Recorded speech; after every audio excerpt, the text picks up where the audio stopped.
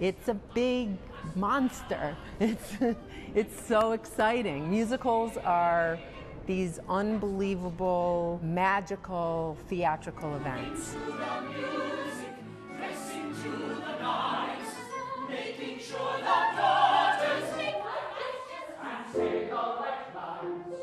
Director's job, at best, should be invisible, but during the process, I guess you could equate it to the captain of the ship. I make sure I hire the right crew, that everybody is working towards a common goal, and I bring my expertise at staging and creating relationships and behavior that make the actors come alive and live truthfully under these imaginary circumstances. Songs function in a variety of ways. We define ourselves by the objects that we attach to, that we hold important, and by the things that we want. He always said one was incomplete without the other. There's songs called I am songs and I want songs. And the I am songs tells us who the character is. It explains their kind of innermost feelings about things. The I want song is what they want. The role I play in Sense and Sensibility, the musical, is Eleanor Dashwood.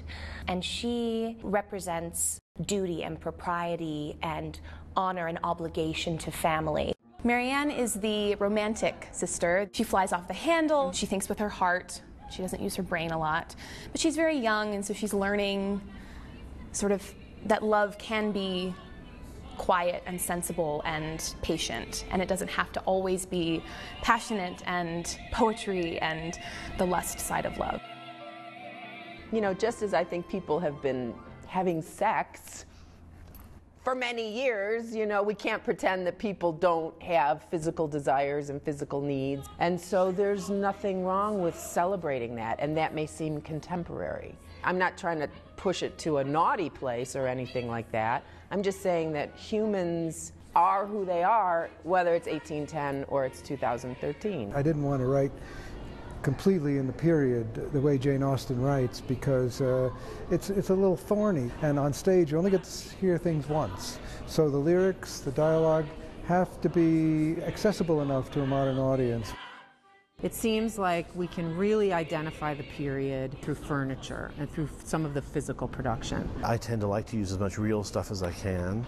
One thing that is less of a concern is that here in Denver there are quite talented craftspeople to actually build the furniture, because I'm sort of obsessive about period detail and about furniture. Well, it matters. If you're telling a story that takes place in a certain time, and that's the point, you want it to be right. You don't want it to be fake. Yeah, because you don't want the actors looking at some shabby piece of furniture. Right. And the same with clothes. They want to wear the actual clothes. Costume-wise, too, we're using the Regency silhouette, but Emilio Sosa, who's also a fashion designer and a Project Runway all-star, he knows fabric, and he knows something that's going to give it a little more interest and relatability. And I'm doing that by dressing them accordingly to the character. I think the clothing is the final touch for an actor. Where I'm bringing a little spin in it is the color combinations. We've chosen to really ump the palette just to give it a more contemporary edge, but the silhouette is still very traditional to the period. Good musical theater should make you really feel something.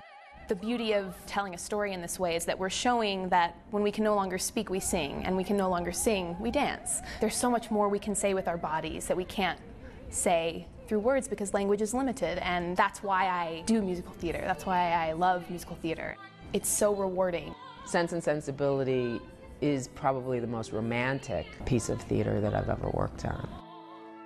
Musical theater wants to illuminate the human spirit in some way, and I think it wants to be a good yarn. I think it wants to tell a great story. This art form is the way I express myself, so I always like to say that I have no talents when it comes to painting. I do like stick figures, but what is so exciting and the gift that I've been given and also worked on for my life is using this to connect with people. Jason, throw up that way. Yeah. You know, the word artist is a very profound description, and I rarely use it about myself.